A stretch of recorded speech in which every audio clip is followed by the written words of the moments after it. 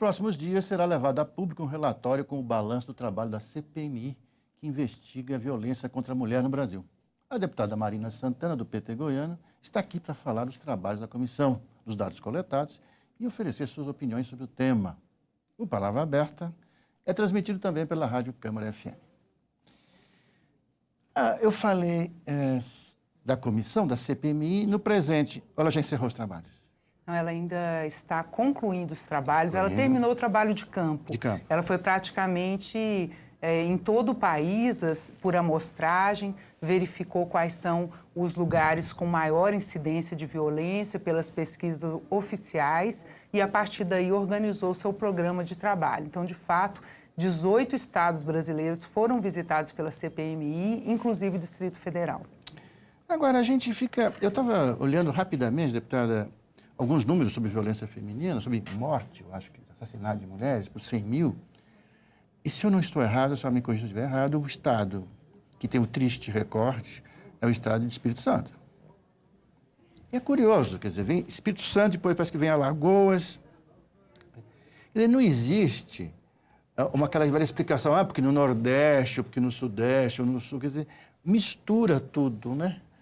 Quer dizer, então não há uma explicação regional, digamos assim. Não, porque no Norte, como tem menos delegacias, ou no Nordeste, porque o sangue é mais quente, não existe nada. O que explica essa violência, por exemplo, acentuada em termos de homicídios no Espírito Santo, mais do que em outros estados, né? Há um certo encontro entre outros tipos de violência e esse tipo de violência segmentado contra a mulher. E esse encontro é um encontro infeliz que demonstra que a Lei Maria da Penha, que tem 6 anos de idade e que vem fazendo seus efeitos, que é a lei mais conhecida do Brasil, de todas as pessoas podem não saber exatamente do que se trata em todos os detalhes, mas as pessoas sabem que haverá punição a alguém se isso chegar ao poder público. Então, mesmo assim, onde há uma rede de apoio para as mulheres e onde há uma polícia com uma atuação mais com inteligência, com atuação mais dedicada, mais organizada, mais treinada do ponto de vista de direitos humanos, as mulheres são mais abrigadas, elas são mais abraçadas quando elas chegam e dizem: olha, eu estou sofrendo uma ameaça do meu marido, do meu namorado, violência em geral contra a mulher. Porque nós acabamos também pesquisando não só a violência doméstica, como também a violência nos presídios, as mulheres presidiárias e outros tipos de violência. A Lei Maria da Penha, especificamente, ela traz uma conceituação de cada um dos tipos de violência. Ela coloca como violência física, violência psicológica, violência moral, violência patrimonial e violência sexual. Essas são conceituadas, então, a partir daí, tem mais capacidade de verificar quais são os pontos que estão soltos aí na rede de proteção que precisa existir. Onde não existe, as mulheres são mais vitimadas e não há, de fato, a punição necessária. Eu acho que a senhora me falou, um pouquinho antes de começar o programa, a gente estava batendo um papo, e eu fiquei com a ideia, com a noção de que onde há delegacia especializada, delegacia da mulher, a tendência é haver uma queda da violência contra a mulher. Quantas delegacias de mulheres no Brasil? Dá para saber? Nós estamos concluindo esse levantamento. Mas não são todos os municípios que têm? Não, são muito poucas delegacias da mulher e também varas especializadas do Poder Judiciário. Então, se você vê, por exemplo, no entorno do Distrito Federal, que é um lugar importante, ali colado, vamos dizer, nos palácios e no poder central do país, tem o número 180, onde as pessoas ligam, assim, milhares e milhares, milhões de telefonemas são dados para o número 180, que é da Secretaria de Políticas para as Mulheres.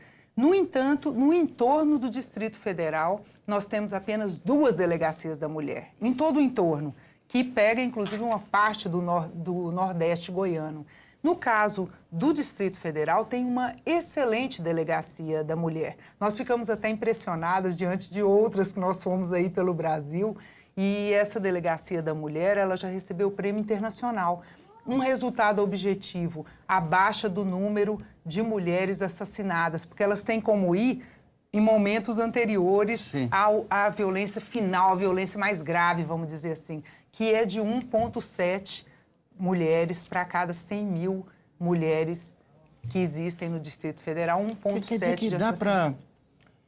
No caso de uma delegacia de mulher funcionando normalmente, digamos, a mulher vai lá, faz a sua queixa, faz o seu BO lá.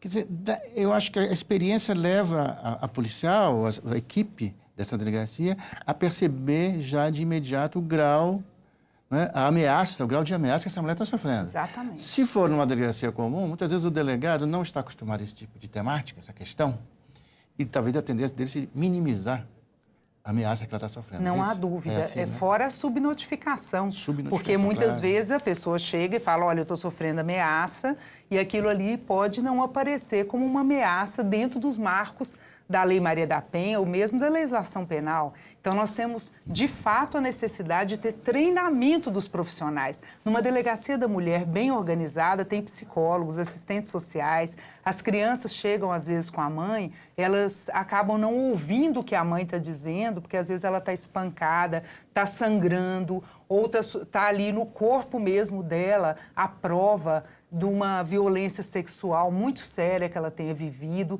Então, ela está ali no corpo dela e na roupa. Ela precisa ser recebida de um modo, não digo somente profissional, ela precisa ser recebida como um ser humano que está ali pedindo socorro.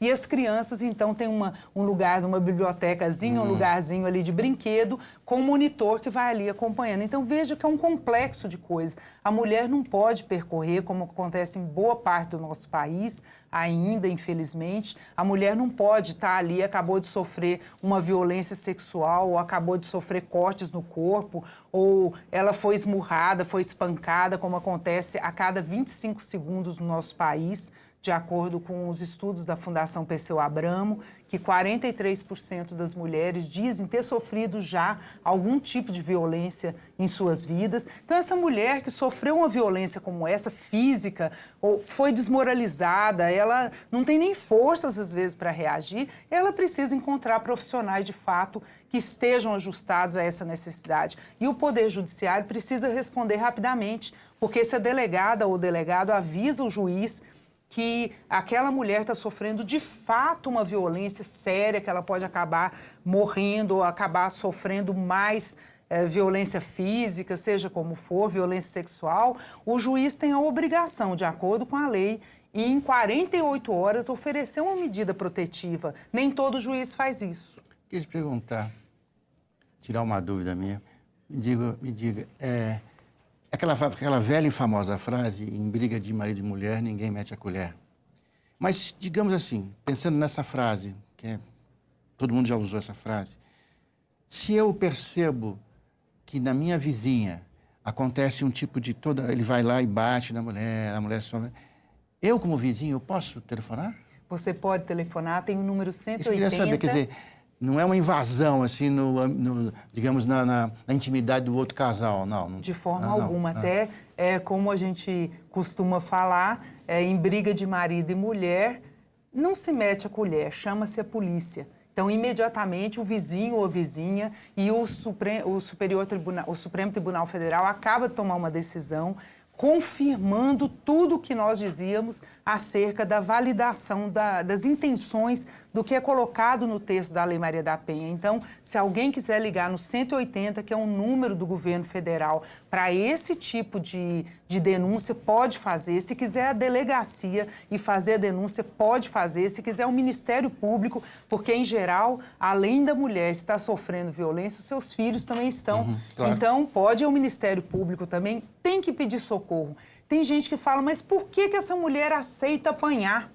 É porque, às vezes, foi tirada toda a energia dela, toda a força dela. Nós vemos relatos terríveis. O homem, muitas vezes, o agressor deixa aquela mulher, primeiro isola a mulher do convívio familiar. Não deixa aquela mulher ter amigos. E ela vai achando, às vezes, que é um ciúminho, uma brincadeira, acaba sendo morta, porque ela acaba isolada, acaba apanhando, acaba sendo estuprada, mesmo sendo esposa, pode sofrer violência sexual, pode ver os seus filhos sofrendo violência, e acabou que ela não tem mais energia, não se sente em condições de fazer denúncia. Quem tem que fazer? Os amigos, os parentes, qualquer pessoa que puder observar uma situação dessa. Deputada Marina Santana, a gente está acabando o nosso Palavra Aberta. transmitido também pela Rádio Câmara. Eu queria, para terminar o programa, usando o seu poder de síntese, só dissesse qual é a principal recomendação que a senhora, da CPMI, no sentido de diminuir a violência das mulheres, em relação às mulheres. Nós vamos fazer algumas recomendações relacionadas a 2 grupos de trabalho. Vamos fazer recomendações orçamentárias para os estados, municípios e União. Vamos fazer também algumas recomendações ao Congresso Nacional no que tange a legislação que está em tramitação na Casa, que diz respeito ao assunto.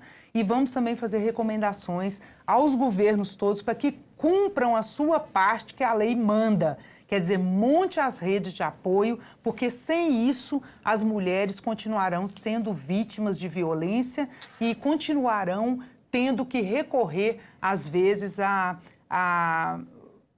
vamos dizer, à dor absoluta e ao silêncio. Muito obrigado pela sua vinda, deputada. A gente vai voltar ao assunto, é claro, nos próximos dias agora. Um prazer. Obrigado e até a próxima. Muito obrigado para você também que ficou com a gente. Até mais.